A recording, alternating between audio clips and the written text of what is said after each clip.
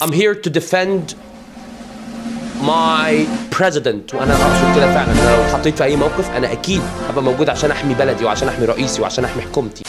من سنة الحياة التطور، وعشان كده احنا حبينا نتطور في فيديوهاتنا ونعدي مصر ونعدي الشرق الأوسط ونتكلم عن بلاد تانية عشان نوصل للعالمية بطريقتنا وبصوتنا وبلهجتنا وبلغتنا. فحاليا احنا هنتكلم عن كوت ديفوار. زمان ايام الثورة 2011 كانت طلعت اغنية اسمها شمس الحرية لألترا الزمالك. يعني الاغنية دي ما تمشيش علينا خالص ولا على حياتنا خالص دلوقتي، بس تمشي جدا على كوت ديفوار ونظام الحكم في كوت ديفوار. كانت علينا فترة من الفترات، لكن دلوقتي الحمد لله احنا عدينا المرحلة دي كويس جدا. تعالى النهارده هنتعلم شوية كلمات جديدة في الانجليش، كلمات مهمة جدا ممكن تستخدمها جدا، وخصوصا شعبنا في كوت ديفوار هيستفيد جدا من الكلمات دي، وانت كمان لو حابب تبقى مثقف، يعني مش عشان تستخدمها في كلامك اليومي او كلامك الدارج لانها ملهاش علاقة بيك. ركز معايا. فالنهارده احنا هنشرح بطريقة الاختيارات. انا هقول كلمة بالعربي وهديك 4 اختيارات، انت حاول تتوقع الاختيار الصح. تمام؟ دي من افضل الطرق اللي ممكن تخليك تعرف تفتكر الكلمة. بداية الاغنية بتقول ايه؟ ركب الحرية دي أجمل غنوة في الوجود، شمس الحرية اتولدت ولا يمكن تموت، فارس عقليته مقاومة وحياته الصمود. ركز هنا، قال ايه؟ فارس عقليته مقاومة وحياته الصمود. الصمود معناها ايه؟ determination, perseverance, resistance, privilege. حاول تختار. I admire your perseverance, Zombie. They're watching your perseverance. Perseverance. I admire your perseverance, Zombie. They're watching your perseverance. perseverance معناها الصمود. دي من الكلمات الصعبة قوي السبيلنج بتاعها والنطق بتاعها. السبيلنج ربنا يعينك فيه، بس تعالى اقول لك النطق ممكن ازاي تنطقها. محفظة بتاعت السيدات يعني ايه؟ purse، مش كده؟ وهنزود عليها حتة اسمها ايه؟ verance. يبقى perseverance perseverance perseverance. حلو؟ معناها ايه؟ الصمود. اللي بعده قال لك ايه؟ يمحي الظلام، ينشر الحرية، يسقط النظام. يسقط النظام. معناها ايه؟ throw the system, drop the system, drop down the system, overthrow the system.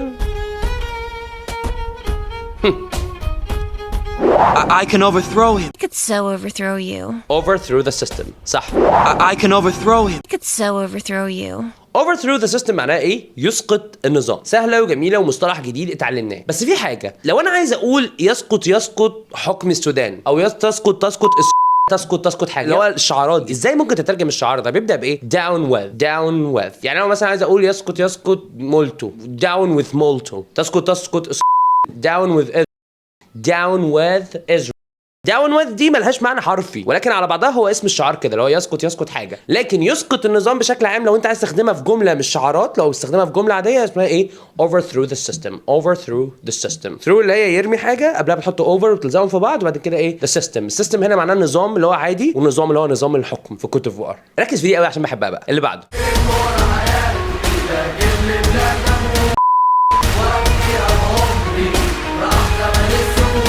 أفديها بعمري. أترجمها إزاي؟ sacrifice my life for it, sell my life for it, defend my life for it, cherished my life for it. I sacrifice my love tonight. And sacrifice my masculinity? sacrifice my life for it. الاختيار الأول مظبوط. I sacrifice my love tonight. And sacrifice my masculinity?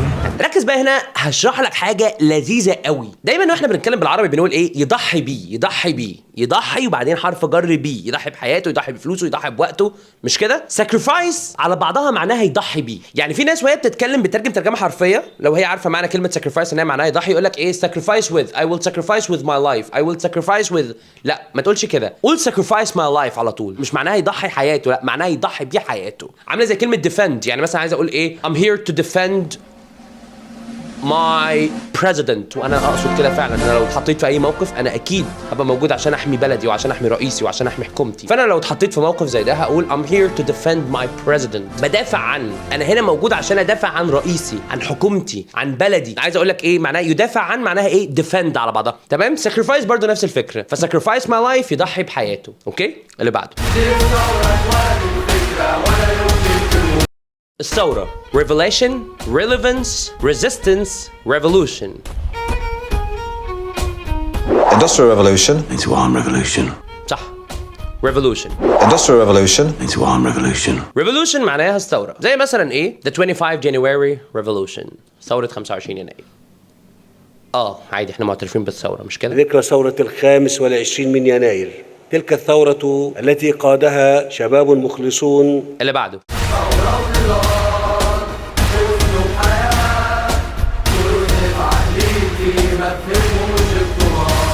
جزء في عقليتي ما فهمهوش الطغاة. لو انا عايز اترجم كلمة عقلية معناها ايه؟ brain, mind, head, mentality. This gang mentality. Total corporate mentality. mentality صح. This gang mentality. Total corporate mentality. فاكر الفيديو ده؟ بعرف اعمل حاجات منتل. كانت هنا بتقول ايه؟ منتل بدماغي. اهي منتل دي معناها حاجة فيها تفكير يعني. لو انا جيت بقى قلت mental وحطيت لها اي تي واي بقت ايه؟ mentality. اهي mentality دي معناها ايه بقى؟ عقلية. فممكن اترجم دي اقولها زي a part of my mentality. جزء في عقليتي معناها ايه؟ a part of my mentality. حلو؟ ما فهمهوش الطغاة. طيب اترجم الطغاة دي ازاي؟ the corrupted, the tyrants, the murderers, the president. انا فاهم انك ممكن ما تبقاش فاهم يعني ايه طغاة، لان الكلمة دي مش في مصطلحك، لان طبعا مصر ربنا حميها واتذكرت في القرآن. المهم انا بتكلم الشباب بتوع كوتيفوار، الطغاة معناهم ايه؟ I'm also the great tyrant. the tyrants. I'm also the great tyrant. يبقى نترجمها على بعضها ازاي بقى؟ جزء في عقليتي ما فهمهوش الطغاة. a part of my mentality that the tyrants cannot understand. جهلة والقمع حياتهم وخيالهم مريض. القمع يعني ايه؟ opposition, oppression, rejection, imprisonment. From oppression. Oppression breeds rebellion. صح oppression. From oppression. Oppression breeds rebellion. oppression جاي من فعل oppress، وoppress معناها ايه؟ يقمع. يعني مثلا ممكن تقول ايه؟ ان شعب كوتيفوار the people of Cote d'Ivoire have been oppressed for many years. الشعب الكوتيفواري بيتظلم لسنين طويلة by their ruler مثلا، بالحاكم بتاعهم. بعد كده بيقول لك ايه بقى؟ الوزجن ايه الجديد؟ هنا ايه الجديد معناها ايه؟ الجديد هنا مش معناها المعنى الحرفي، مش جاي اقول لك ها ايه الجديد النهارده، لا، ايه الجديد هنا معناها اللي هو ايه؟ ده اللي انت على طول بتعمله، انا مش متفاجئ. الوزجن ايه الجديد بتاعك يعني؟ ما انت على طول بتعمل كده. ازاي بقى ترجم ايه الجديد بنفس المعنى ده اللي هو ايه الجديد؟ ما انت على طول كده. ايه الجديد هنا بقى ترجمها ازاي؟ What else is new? What is new? What new what؟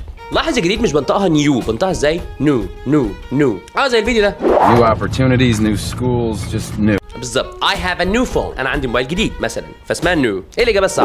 What else is new? What else is new? What else is new? What else is new? What else is new? What else is new معناها ايه؟ ايه الجديد؟ مش متفاجئ، على طول كده. اللي بعده.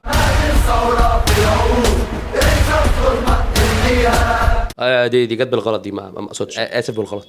كل مكان في بلادي سامع صوت شهيد. وفي كل مكان في بلادي سامع صوت شهيد. شهيد يعني ايه؟ murderer, witness, martyr, master. اكيد مش master. Now he's a martyr. Please don't be a martyr. التالتة martyr. Now he's a martyr. Please don't be a martyr. martyr معناها شهيد، وربنا يرحم شهداء الوطن جميعا. وبس كده، شكرا يا اسطى. وعشان نقولها بالكوتيفوار ممكن نقولها مثلا دي معناها شكرا يا اسطى بالكوتيفواري، لان الفيديو ده موجه بس ليهم، ملوش اي اسقاط على حاجه تانية. اتمنى تكون استفدت بالكلمات الجديده، واتمنى تكون حاولت تتخمن معانا ايه هي الكلمات. بس كده يا شباب، شكرا يا اسطى.